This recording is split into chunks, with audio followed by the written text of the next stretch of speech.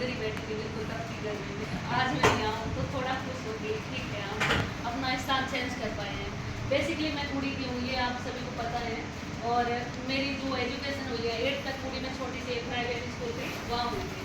और 9th और 10th मैंने कुड़ी की जो गवर्नमेंट स्कूल है में वहाँ से की थी। और मैंने उस टाइम अपने गाँव में टॉप किया था 10th क्लास में। तब से ही मेरे घर वालों ने ऐसा सोचा कि थोड़ा पढ़ाते हैं, मतलब जॉब लग जाएगी। 10th तक ऐसी सिचुएशन नहीं थी कि आगे सोचा वो किसी ने कि IAS बनाएंगे या ऐसा कुछ होगा। फिर 11th और 12th में मेरा फिक्स था कि मुझे मैथ्स लेनी है, जिसका एकमात्र रीज़न था कि लड़कियां मैथ्स नहीं लेती हैं।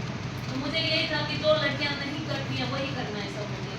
जैसे मेरे बाल अभी तक छोटे हैं, तो इसका भी वही रीज़न है कि लड़कियां बाल छोटे नहीं रखती। तो मुझे था कि जो लड़कियां नहीं करती हैं वो सब मैं करूँगी। तो फिर मैंने 11th 12th में अपने साइंस मैथ से यहाँ सैनिक स्कूल है वहाँ से की थी। और 12th में मेरे अच्छे मार्क्स के साथ मैं पास आउट हुई थी यहाँ से। फिर 12th के बाद जो भी मेरा आगे का कैरियर प्रोग्रेस था, इसमें सबसे बड़ा योगदान मैं अपने पापा का मानती हूँ। भले ही मेरे पापा ज़्यादा पढ़े लिखे नहीं है, 12th तक पढ़े, बट इनको सब पता था कि कैसे क्या। मैंने कभी नहीं सोचा था कि मैं गाँव से जोधपुर जाऊँगी या जोधपुर जाने के लिए हमें पढ़ाया जाएगा आगे। बट पापा ने वो एडमिशन PTV होता है उसमें फॉर्म वगैरह सब पापा ने लगा दिए थे। इनको था कि बस छोटी मोटी जॉब लग जाए कि मेरी लड़की सुरक्षित रहे जहाँ भी रहे। तो PTV में नंबर आने के बाद मैंने जहाँ मम्मी और भाई हम जोधपुर शिफ्ट हुए थे, वहाँ हमारा अभी भी रेंटल एकोमोडेशन ही है। और फिर वहाँ मेरी दादी महिला महाविद्यालय है, वहाँ से मैंने 4 साल का BSc B.Ed कोर्स किया था। और कॉलेज के दौरान जनरली मैंने अपनी तैयारी शुरू कर दी थी। मुझे फिक्स था कि मुझे जॉब लेनी है किसी भी हाल में।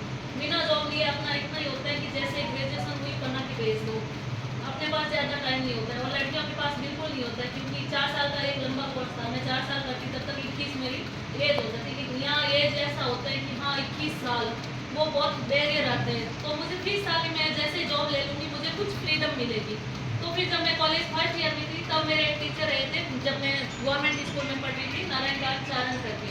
उन्होंने मुझे फर्स्ट ईयर में वो मिले मुझसे कि तुम क्या तैयारी कर रही हो। तो मैंने सोचा था कि मैं SSC CGL का करूँगी जिसमें कस्टम वगैरह में जाते हैं। तो उन्होंने बोला ये तुम्हारे लिए नहीं बना है, तुम्हें IAS का करना चाहिए। मुझे इससे पहले IAS वायस किसी भी चीज़ का कोई पता नहीं था। तब उन्होंने मुझे बताया कि सिलेबस इस प्रकार से होता है, ये पोस्ट ये होती है, इसकी शक्ति वगैरह ऐसे होती है। तब मुझे पहली बार लगा कि हाँ मुझे इसी चीज़ की तलाश थी जिससे मैं जा सकती हूँ। क्योंकि एक अच्छी पोस्ट के बिना हमारी कोई आवाज़ सुने, विशेषकर लड़कियों की कोई घर में भी आवाज़ सुने पॉसिबल नहीं था। और मेरा ये था कि मुझे संतुष्टि नहीं थी, मुझे ये था कि मेरी भी आवाज़ इक्वली सुनी जाए। मेरे घर में भी देखते हैं हम कि लोग यहाँ की वो आवाज़ नहीं सुनी जाती, उनको कोई इम्पोर्टेंस नहीं दी जाती। भले वो 1000 काम करे करके, लेकिन आवाज़ आदमी की सुनी जाएगी। घर में कोई प्रोग्राम होता था, फिक्स होता था, जो डिसाइड करेंगे करके मैं वही चीज़ें होती थी। उनको की कोई आवाज़ नहीं सुनी जाती, वो मुझे हमेशा खटकती थी। इसलिए वो था कि हाँ ये सर्विस ये रहेगी जिसके द्वारा मेरी आवाज़ को कोई काट नहीं सकेगा, मैं बोलूँगी उसका एक इक्वल इम्पोर्टेंस रहेगा। तो इसमें मुझे फिर बताया, तब मैंने शुरू किया था। अपने 3rd ईयर आता थे कि हाँ इसमें कुछ पढ़ते हैं, क्योंकि कोचिंग लेना वो इतना मेरे लिमिट में नहीं था, क्योंकि कोचिंग की फीस होती है UPSC की 3-3 4-4 लाख। और मेरे पापा इतना ही दे सकते हैं कि मैं अपनी कॉलेज कर लूँ। और जोधपुर में रहने करने का खर्चा तो बहुत ही भारी पड़ता है। फिर भाई भी है मेरा छोटा, उसे भी पढ़ाना था। तो मैंने सेल्फ स्टडी तैयार शुरू की थी अपने कॉलेज के 3rd ईयर से। 3rd ईयर और 4th ईयर आता थे, ये था कि जैसे कॉलेज होगी मुझे एक जॉब चाहिए, जॉब नहीं होगी तो कुछ नहीं होगा, आगे कोई पढ़ाने वाला नहीं है।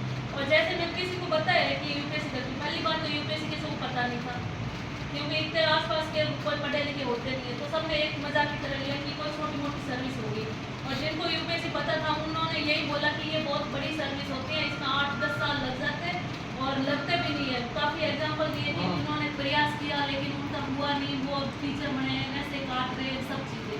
तो फिर मैंने किसी को बोलना ही बंद कर दिया कि मैं इसका कर रही हूँ नहीं कर रही, कुछ भी नहीं। क्योंकि घर पे बैठ के पढ़ती थी तो सभी को लगना नामुमकिन था कि मैं ये प्रिपरेशन करती हूँ। तब ये जैसे मेरा 4th ईयर आया तब मैंने ये अपने टीचर वाले कुछ क्लासें ली थी 3-4 महीने और टीचर के दिया था। और टीचर वाले में मेरा 4th ईयर कंप्लीट हुआ जैसे ही मेरी जॉब लग गई थी इसमें। और इसी दौरान जब मैंने ये Feb 23 में टीचर वाला अपना रीट का दिया मेंस का एग्जाम, आगे जून में ही इसका UPSC का था। और जैसे ही मेरा UPSC 2023 का प्रीलिम्स हुआ, क्योंकि इससे पहले मैं 22 वाला दे चुकी थी जिसमें मेरा हुआ नहीं था, मैंने ना किसी को बताया कि मैंने दिया है।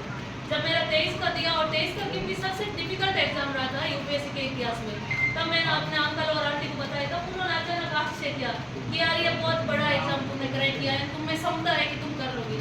तब जाके सबको पहली